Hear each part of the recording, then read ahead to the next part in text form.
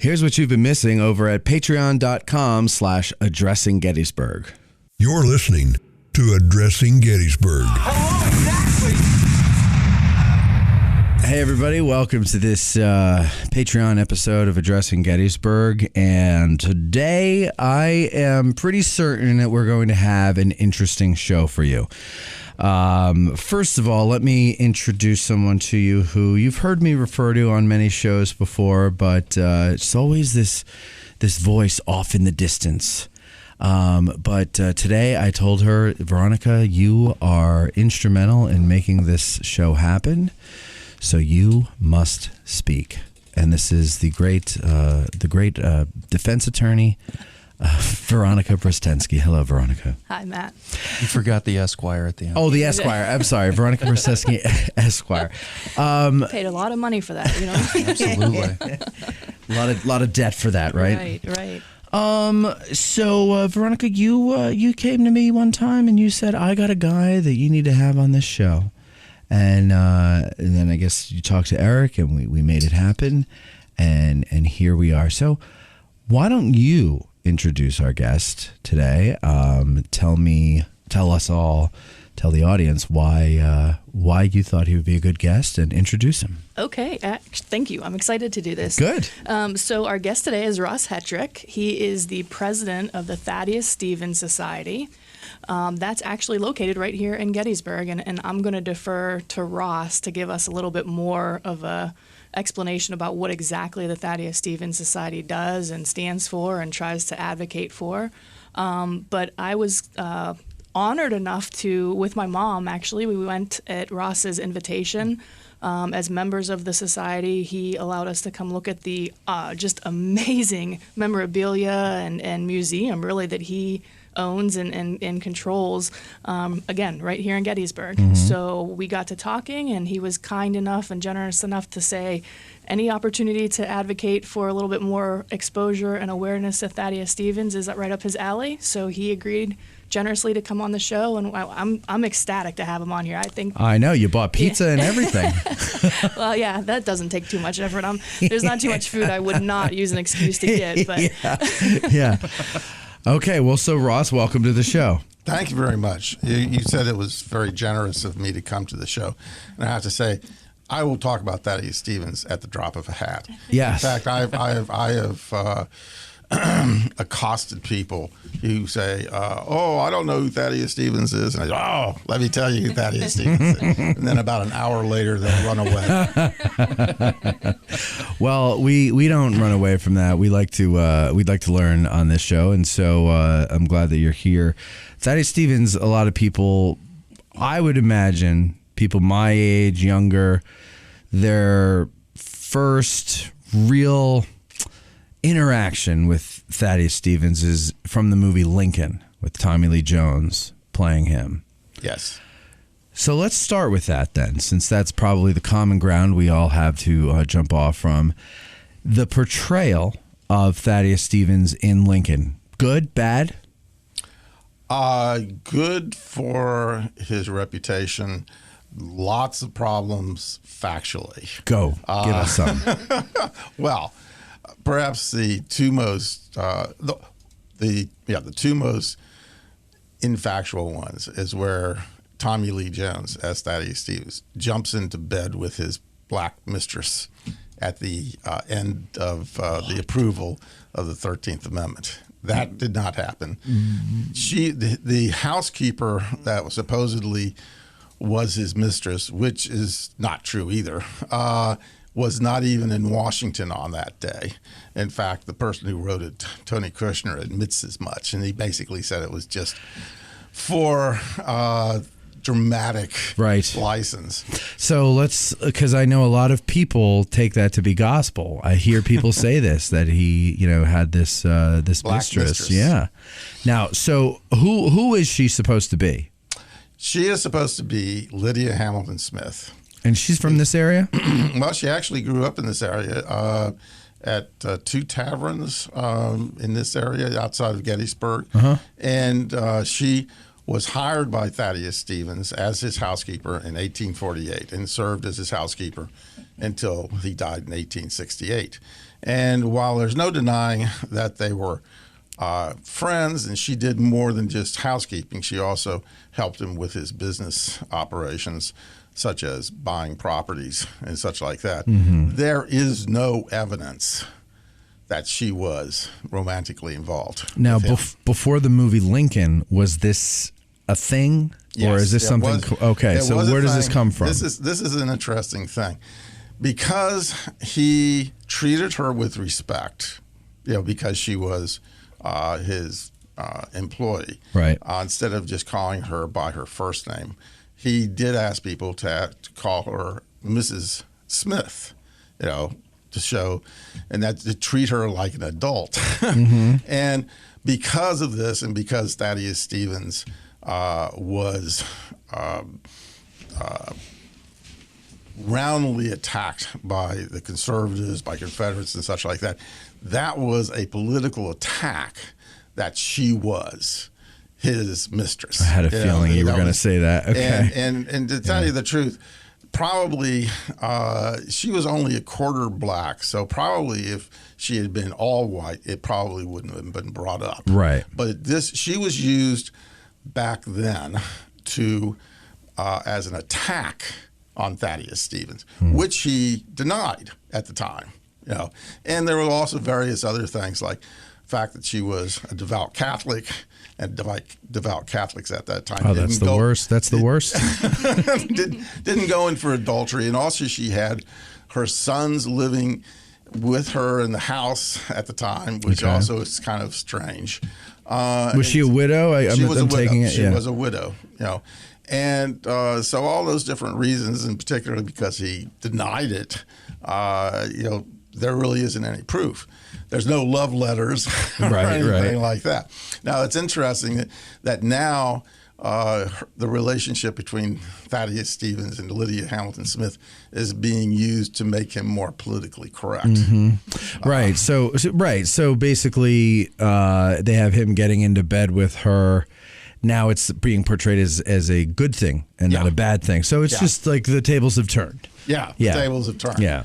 So symbolically, it's saying that we as a society accept that now. Right. And it's like, it's no big deal. So what if he did, even though he didn't? Well, they didn't talk about it. I can't say for certain. My feeling is I'll take him at his word that he didn't have it, and that there wasn't any. There were various things that would have mitigated against it, like the sons living with them and her being a devout Catholic, and she is buried in consecrated ground in Lancaster. So I don't think the Catholic Church at that time was much into, burying adulterers. Yeah. Okay. And I guess neither one of them would have left behind any written evidence of no, neither anything going on. No, I mean, neither of them did. No, not that they did, but they wouldn't have. Right. Probably. Right. Because they probably kept better secrets back then. Yes. That's what I'm trying to say. Okay, so then who was Thaddeus Stevens before Lincoln, before the movie Lincoln? Who was Thaddeus Stevens? Where's he from? What's his connection to Gettysburg? All that jazz. Okay. Well, first off, I'd like to say that to make him accessible to people, I have two names for him. I call him the greatest unknown person in American history, and also the 17th and a half president, because he led a veto-proof Congress against Andrew Johnson. If you wanted to get anything done between 1865, after Lincoln was assassinated, and 1868, you had to go through Thaddeus Stevens. Okay. He was the guy who was in control of the House of Representatives, and as such, basically set the agenda for what was being done. Now, Thaddeus Stevens lived in two places. One was, actually he lived in a number of places. He was originally born in Vermont, moved down to Pennsylvania, was in New York for a couple years, got his law degree. He then came over here to Gettysburg and was here from 1816 to 1842. And during that time, he also was an iron master, which was kind of bizarre for a politician.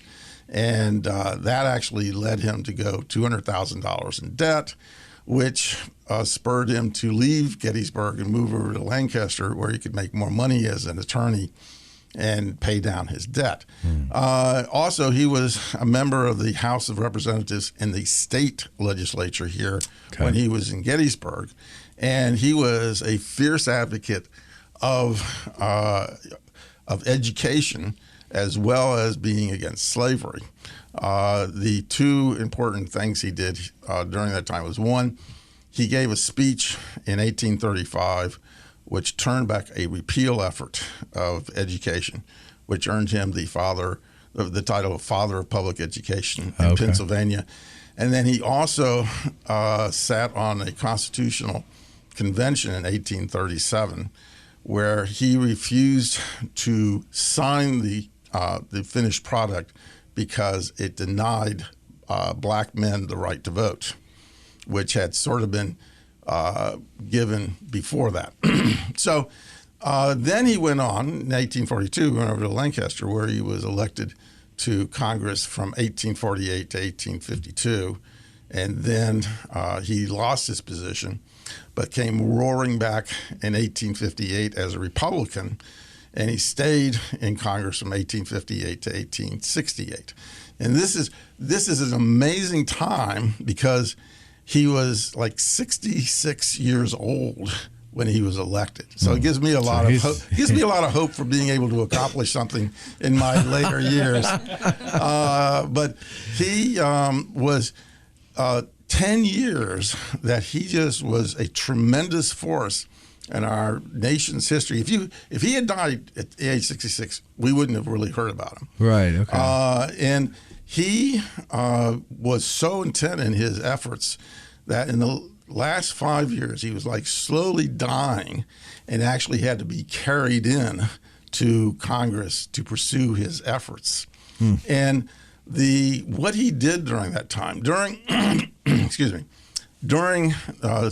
Lincoln's administration, he and other abolitionists or so-called radical Republicans pushed as hard as they could on Lincoln to issue the Emancipation Proclamation. And then Thaddeus Stevens was the first to put in for a constitutional amendment abolishing slavery, which Lincoln joined about a year after he put in the initial resolution, which is sort of portrayed in the Lincoln movie. Right. By the way, just sort of going back to the Lincoln movie, the other thing that was outrageous about that was that Lincoln is giving Thaddeus Stevens political suggestions, whereas Thaddeus Stevens was the greatest parliamentary leader. He didn't need Lincoln's help. He didn't need Lincoln's help. It was the other way around. And so, in any case, but the movie was great because it was much better than the two previous movies made about Thaddeus Stevens, where Thaddeus Stevens was the villain. But getting back to what he did during the Lincoln administration, he was very instrumental in pushing Lincoln to take more and more positions for emancipation, for abolition, and so on. And in fact, Lincoln at the very end was for granting voting by black men who were in the Army or who were very educated, as he said. And a lot of that was because of the pressure from people like Thaddeus Stevens in Congress. More importantly, after Lincoln was assassinated, basically, Thaddeus Stevens was responsible from keeping Johnson from losing the war after the war. Reconstruction. Right. Well, Reconstruction was the alternative to what Johnson was proposing. Gotcha. And what Johnson originally proposed was just to let the planter elites to come back into power. If you have time, let me tell you about an incredible turning point in American history, which is December 4th, 1865, which, are you familiar with that? No. I don't think so. It should be a holiday. Okay. It is, as I call it, the day that Thaddeus Stevens and Edward McPherson saved the country. Okay. And what happened is after Lincoln was assassinated in April of 1865, there was a period of time that Congress... Catch the rest of this episode and support the show over at patreon.com/addressinggettysburg.